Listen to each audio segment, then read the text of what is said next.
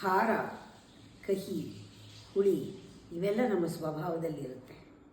ಇದೆಲ್ಲ ರಜಸಿಕ್ ಗುಣ. ಖಾರ ದ್ವೇಷ, ಕಹಿ ಮದ, ಹುಳಿ ನಮ್ಮಲ್ಲಿ ಮಾತ್ಸರ್ಯ. ಇದು ಮೂರು ಇರುತ್ತೆ ಎಲ್ಲರಿಗೂ, ನೋಡ್ಕೋಬೇಕು ನಾವು. ಇದೆಲ್ಲ ರಜಸ್ ಹೋದಾಗ ತಮಸ್ಸಿಗೆ ಪಾರ್ಟಿ ಅವರು. ಸಿಹಿ ತಮಸ್ಸು, ಉಪ್ಪು ತಮಸ್ಸು, ಸಪ್ಪೆ ತಮಸ್ಸು.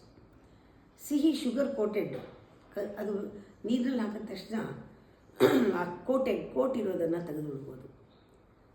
ಉಪ್ಪು ಕೂಡ ಕೋಟೆಡ್ ಇದ್ದರೆ ತೆಗೆದುಬಿಡ್ಬೋದು. ಸಪ್ಪೆ ಆಗಬೇಕು ಫಸ್ಟು. ಬರೀ ಸಪ್ಪೆ ಆದರೆ ಪ್ರಯೋಜನ ಇಲ್ಲ. ಆ ಸಪ್ಪೆ ಸತ್ವ ಆಗುತ್ತೆ. ಪೂರ್ತಿ ಸಪ್ಪೆ ಆದರೆ ಸತ್ವ ಅಲ್ಲಲ್ಲಿ ಎಲ್ಲ ಗುಣಗಳು ಇರುತ್ತೆ. ಷಡ್ರಸಗಳದು ಎಲ್ಲ ಪ್ರಪೋರ್ಷನೇಟ್ ಆಗಿರುತ್ತೆ. ಕಹಿನೂ ಇರುತ್ತೆ, ಹುಳಿನೂ ಇರುತ್ತೆ, ಸಿಹಿನೂ ಇರುತ್ತೆ, ಖಾರನೂ ಇರುತ್ತೆ, ಉಪ್ಪು ಇರುತ್ತೆ. ಎಲ್ಲ ಪ್ರಪೋರ್ಷನೇಟ್ ಆಗಿ ಅಮೃತ ಇದ್ದಂಗೆ ಇರುತ್ತೆ. ರುಚಿ ಜಾಸ್ತಿ. ಸತ್ವದಲ್ಲಿ ಪರಿಪೂರ್ಣ ಅದು. ಎಲ್ಲನೂ ಕರೆಕ್ಟಾಗಿ ರುಚಿ ಬಿದ್ದಿರುತ್ತೆ. ಸ್ವಭಾವ ನಮ್ಮದು ಆ ರೀತಿ ಇರುತ್ತೆ.